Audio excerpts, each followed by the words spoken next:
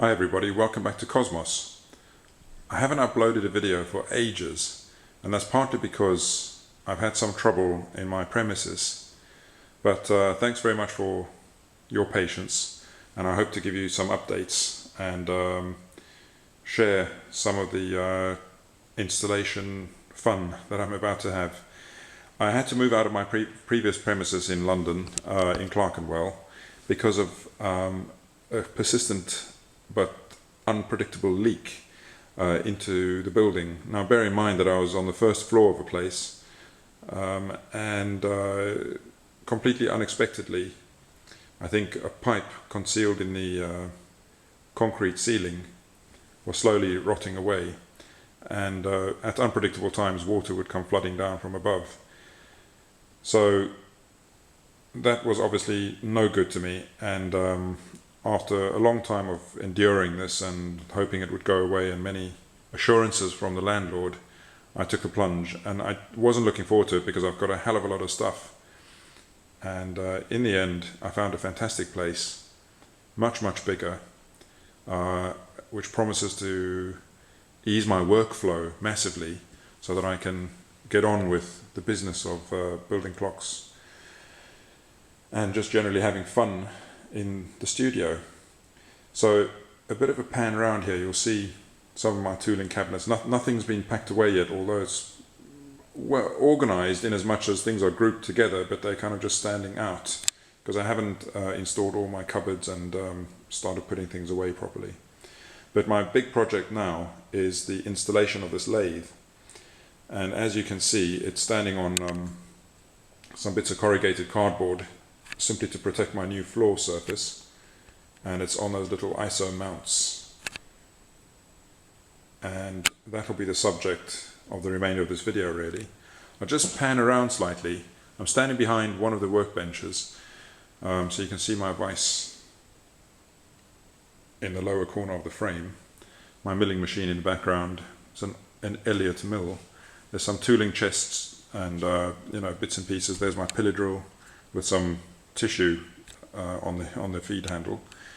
There's my Hauser 2 jig borer, a machine capable of resolving 1/1000th of a millimeter. And this illustrates the problem I'm having, because if you look down below, and I'll just point at the machine foot, what I have is a laminate floor mounted directly over an industrial carpet. The reason I didn't rip the old carpet out first before installing the floor was because it's quite good quality and it adds a degree of insulation and also cushions, sound, etc.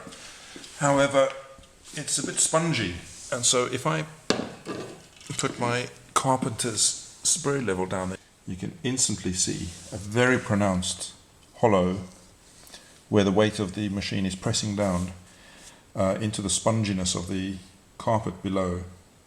Now underneath that there's a concrete floor, so it's a very solid floor. But for a machine like this that has the capacity to resolve 1/1000th of a millimeter, having it rest on a spongy surface like that is absolutely no good. Because you can imagine the slightest movement or give is going to affect the readings. And in fact, I had previously, over the course of 24 hours, used a high precision spirit level and leveled the machine up with the intention of coming back the following day, which I did. And so having leveled the machine in two planes, along this direction and also across, one day, and then going back 24 hours later to see if the readings were the same, they were most definitely not. The whole machine had settled ever so slightly, and so that's no good. We can't tolerate that. So my intention now is for all the heavy machines is to take, and I've already started with a practice session here. This is a piece of the flooring material, and I've got this, sorry for the jerky camera motion. I've got this hole saw mounted on my handheld drill, which I will proceed to cut hollows out below the final position of the machine. And I think I will cut straight through the carpet and then take out the little disc of laminate floor and rip out the bit of carpet below it, so that the machine foot can sit directly onto the concrete surface. And that way we can properly install these machines, level them, and know that they're not going to float about on a spongy underlying surface. So that's the project as it stands. And I know it's not very horological, but it is going to contribute much towards my productivity, and it'll involve me setting the machine up, then leveling the lathe. And I know there's a good couple of videos around on YouTube at the moment about leveling a lathe, slightly different approaches. The English machine perhaps has a different necessity or set of requirements to some of the material I've seen elsewhere, and so hopefully that will add to the discussion rather than just repeating what has been seen elsewhere already. So I will join you once I have decided on the absolutely final position of this machine. So I'd like to have the front hole at least more or less in the middle of a board, rather than overlapping two boards, so that the foot doesn't sort of land in that position or that position, but rather like that, just for neatness sake. However, given that the distance apart of these two mounting holes is about 43 millimeters, it's going to be difficult to achieve that effectively. So I think what I might have to do, having fiddled around with it for a few minutes, is to have this slightly forward of center, so that the rear foot can clear that line there. So the rear foot will be towards that line, probably in about, I'm leaning over now, in about that position ish, while the forward foot will be in about that position, which is a kind of best fit arrangement. One thing I would like to just consider while I lay everything out is the arrangement of these boards with their tongue and groove kind of situation. So basically I'd like to be sure to not cut into the tongue or groove of the board. The hole that will be made by that cutter is 3.5 inches, or as it's stated there, 89 millimeters, so effectively 90 millimeters. These things seem to be a funny size. They're not 3 inches, and they appear to be about 78 millimeters, which is kind of doesn't come into it, because I'll be needing to use the cutter as the nominal size rather than the foot. There will be a little bit of free float between the foot and its surrounding hole. Right, so I've done some layout. I've got a little black dot there, and I'm just going to drill a pilot hole just to give myself certainty of locating this in the right position.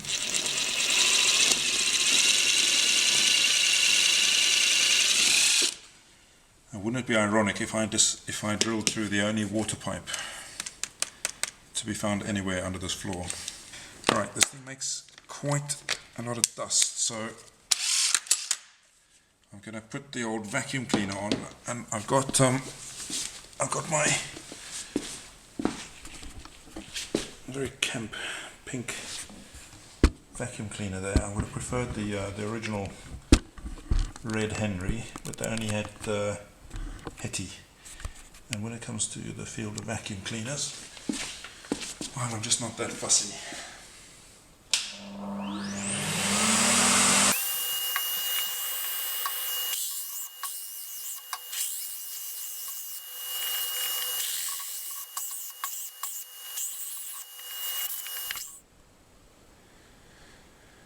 So you can see the setup, if you can call it a setup, that I've got to move the machine around at the moment. I'm pivoting the whole thing on that rear foot, and so I've just taken the weight with my little pallet truck, and then I've kind of slid it round using that foot as a pivot point. Mostly because I'm lazy, and also because the machine's quite heavy. I don't know, it's about 250 kilos or something.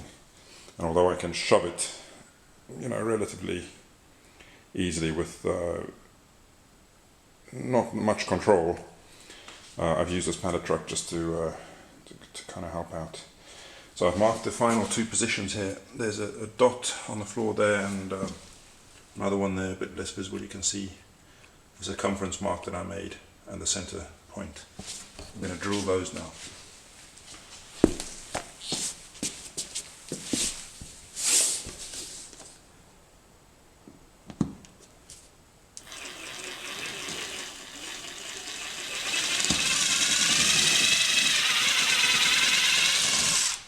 Look how much that moves, even just under my finger pressure. Made a little volcano action there. But you can see the whole thing is very, very spongy and not good for seating a heavy machine on, or a precision machine.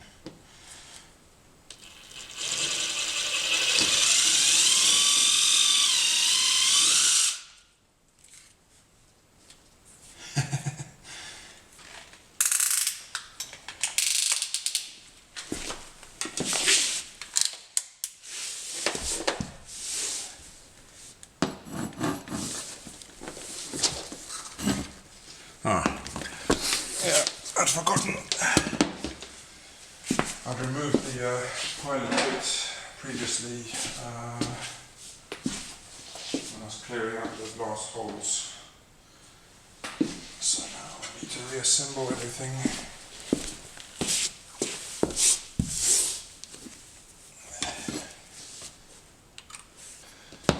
This cutter has a little socket screw there, 5/8. Sorry, no, 5/32. 5/8. It would be massive.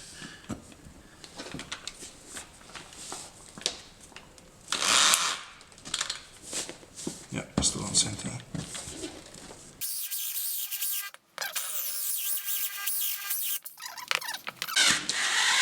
That's it. Wasn't quite as tidy.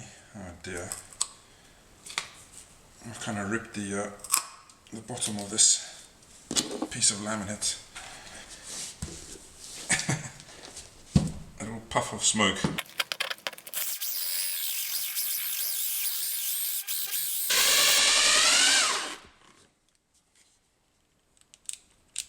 I'm on the slowest speed of my drill as well, really annoying.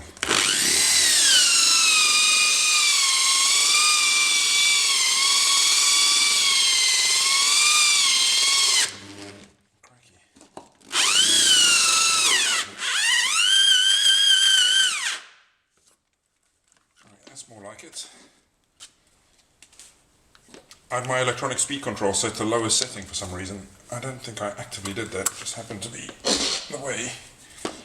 Right. Don't really need to do this now.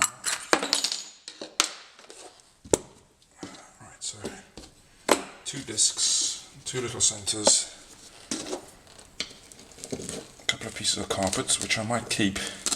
In fact, I will keep these.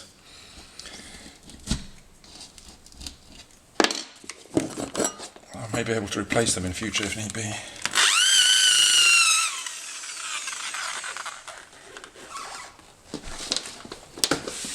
One of the necessary evils in life is a vacuum cleaner. I hate vacuum clean hoses and the noise they make. I think I previously showed one of these machine feet. that was damaged. And just within the last few minutes when I was moving the lathe, I noticed that another one of the feet had also been damaged.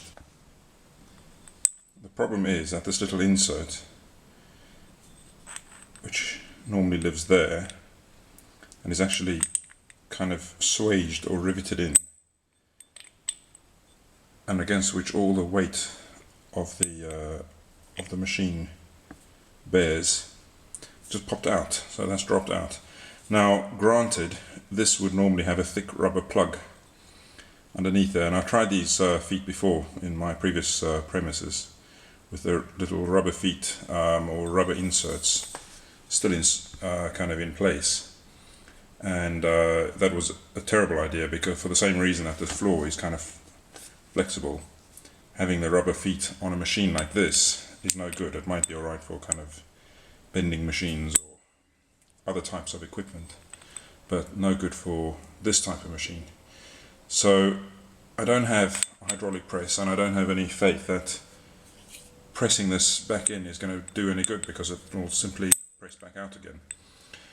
And so in the absence of that, I don't really have time. I don't want to wait and order more stuff and keep buying stuff, so I'm just going to press this in the other way so that we do have a threaded section there, and I'll just use that.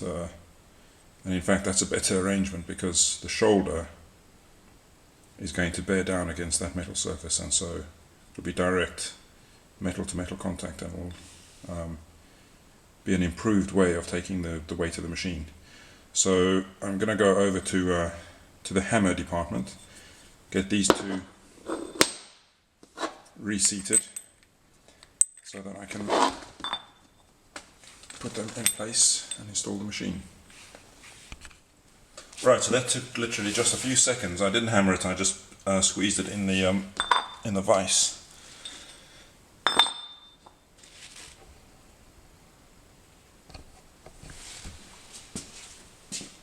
So now we have our two machine feet waiting to go. I'm going to have to check very carefully and make sure that that one's seating hasn't already popped out as well.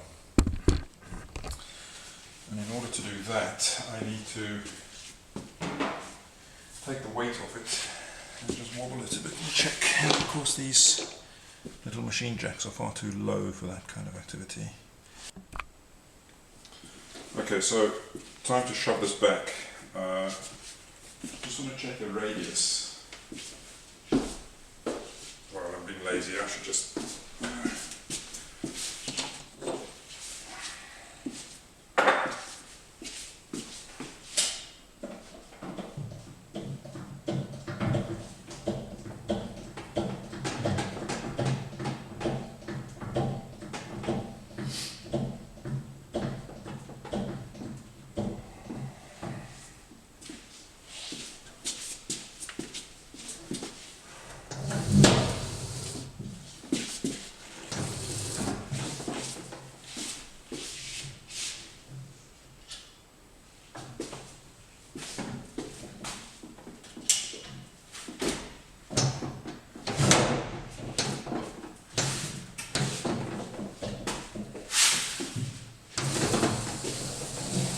I'm now shoving it using the pallet truck itself. Just trying to line everything up. Right, a little bit more.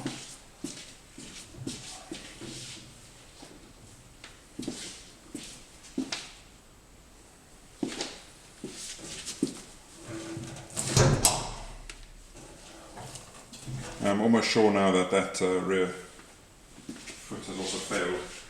And I can't help thinking that the reason it's failed is because I've been maltreating it. In as much as all the shoving around and falling, and you know, the weight of the machine suddenly banging down on it would have no doubt had an effect. Right, so I'm going to install a nut and a bolt, 2 nuts and a bolt per corner. And I had in fact used these kind of liners just to, I don't know, just because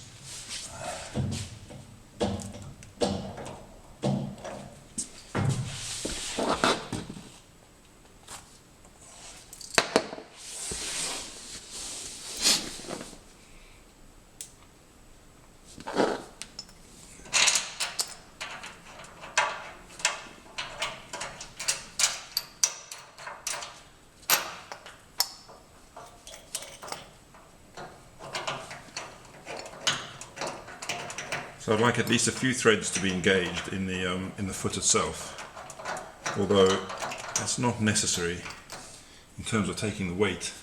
All the weight will be taken on this first washer here, and then that in turn borne by the nut. I think it's important that we get a full engagement of this thread into that insert, simply so that we don't damage the threads over time by the. Say if we only had 1 or 2 threads engaged, the weight of the machine might slowly press down and damage the threads, or say it was only just resting on the tip, you might find some kind of swaging action that would over the course of time damage either the bolt or the insert, in which case it would be a faff later. So I'm going to try and sort of engage it fully, and I think that's about right. That amount of thread engagement is about the full length of that little insert. Really, no more than the height of a nut is needed, because that's the kind of specified engineering strain capacity of the thread itself, is the height of the nut. So as long as an equal amount of male thread as what passes through this nut also passes through this insert, you're not going to get any better performance. So I'll just make sure everything's more or less level, and I will then make sure, using my spanners, which are on the other side of the room. Alright, I've installed the 4th foot. Now what I want to do is take all the weight off that rear foot and just have the machine kind of unbalanced on 3 feet so that I can play with that rear foot. Now, why is that not set right? Well, we'll sort that out in the end. I think it would annoy me a lot if these feet weren't more or less in the centre of those recesses that I just made. Right. Okay. Got plenty of tilt there. So I'm going to get in there, play with that foot and see. I'm just raising the machine with one hand.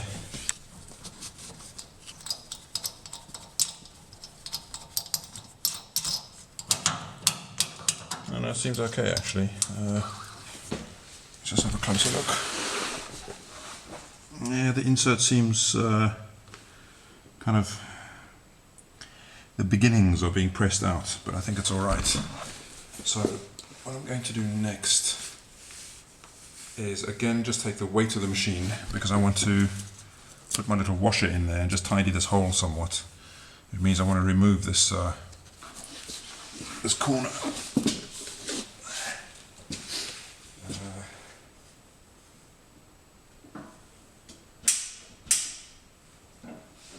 Let's see if I can tilt this enough to fit a little jack underneath. No, it's been limited by the amount of play on the front edge.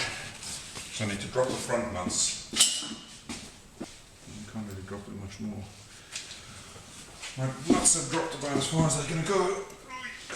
Right, let's just see what we can do.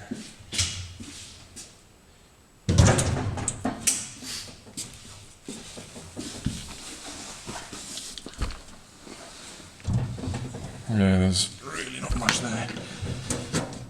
That's just sheet metal, whereas that's a piece of welded bar, so I don't really want to take too much strain on that material there. We'll do what we can here.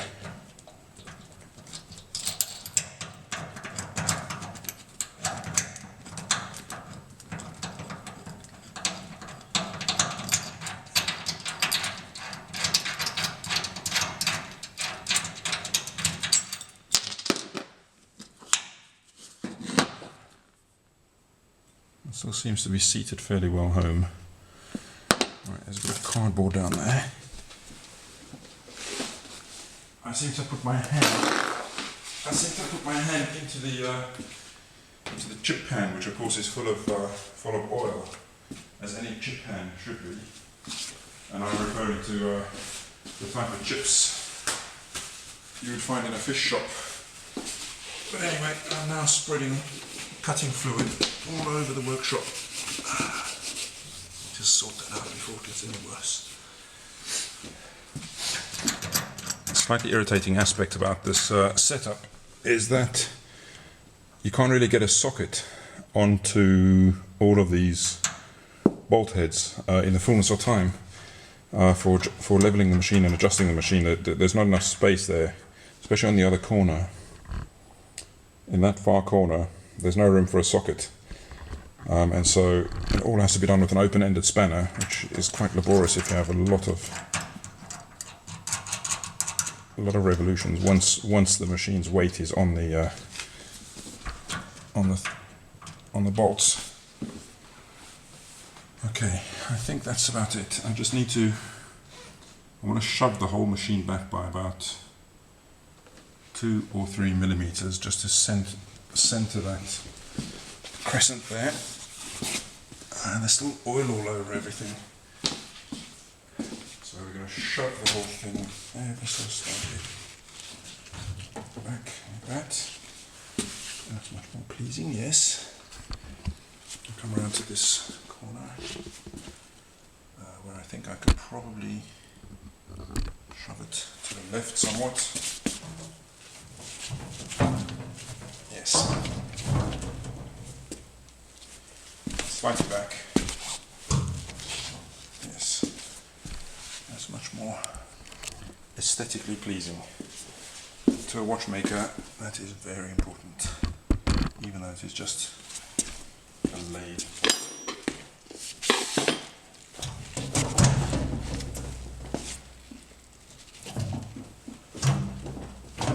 That's better.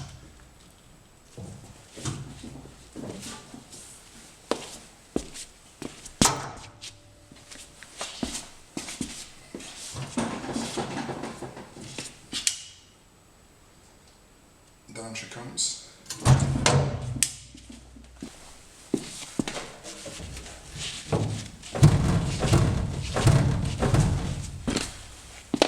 Put a hip shoving there. Okay.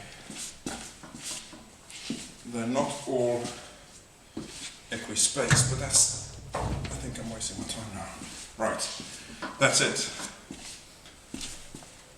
Done. So the next job is preliminary leveling of the machine, which actually implies preliminary unleveling of the machine, because as you can see, there's a little drain hole here around the back, which is now full of chips. There's normally a little grating there, and I do have a pump for circulating cutting fluid. So what I want to do, or what I would need to do, is tilt the whole machine backwards so that fluids tend to run in that direction. At the moment you can see all the kind of remnant fluids from before have congregated towards the front edge of this chip tray. So I want to tilt that back so that all these fluids run towards the back, and then also slightly up on the headstock side so that they tend to run marginally in this direction. So with the cabinet of the machine mounted slightly skew like that, we'll then proceed to level the lathe itself, the body of the machine. And it's less a leveling arrangement than it is a flattening arrangement, or making sure that the ways and shears are all in the same plane. For that matter, they could be tilted in any orientation in space, as long as they are parallel to each other. They're not banana shaped or twisted like a corkscrew. That's the key. So that's my next process, and I'll join you for that later.